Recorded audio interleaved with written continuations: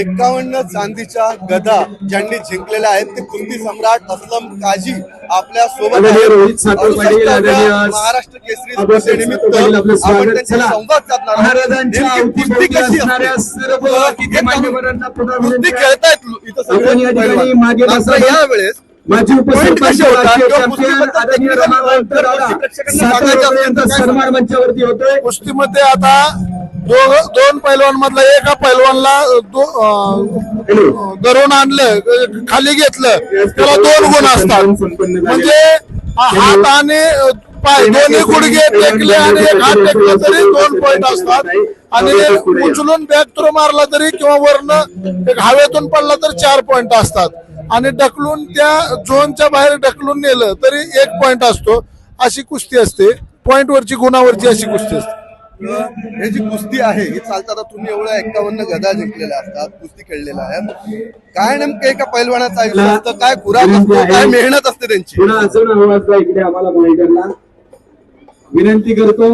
सन्मान सोहळा तसं बघितलं तर कुस्ती खेळामध्ये फार रात्रंदिवस कष्ट करावं लागतं. फक्त कष्टाच्या जीवावरची कुस्ती असते, कारण का ही शारीरिक बिगर हत्याराची लढाई असते.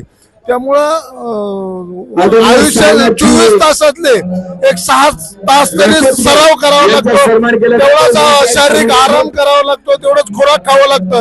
या सगळ्याचा मेळ घालून शारीरिक कष्ट भरपूर कुस्ती खेळामध्ये असते.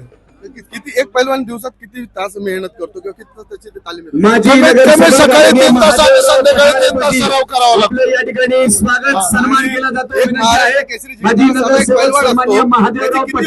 मेहनत असते. म्हणजे सरासरी तुम्ही पाहिलं एवढं पैलवानांचा अनुभव, किती वर्ष त्यांना मेहनत करावं लागते, स्ट्रगल करावं लागतं? महाराष्ट्र केसरी बनायचं म्हणलं तर कमीत कमी 10 ते 15 वर्ष कुस्ती क्षेत्रात झोकून देऊन रात्रंदिवस तालमीत राहून सराव करावा लागतो.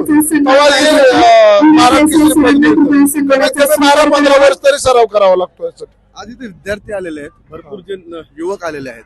आज भरपूर लोकांना कुस्ती पाहून कुस्तीचं आकर्षण होईल. सुरुवात कुठून करावी, कशी करावी?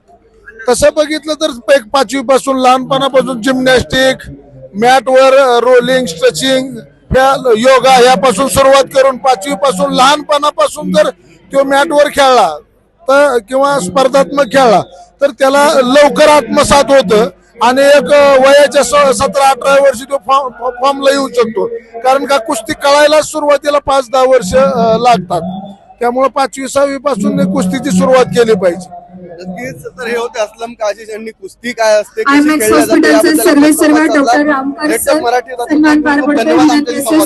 स्वीकार करावा.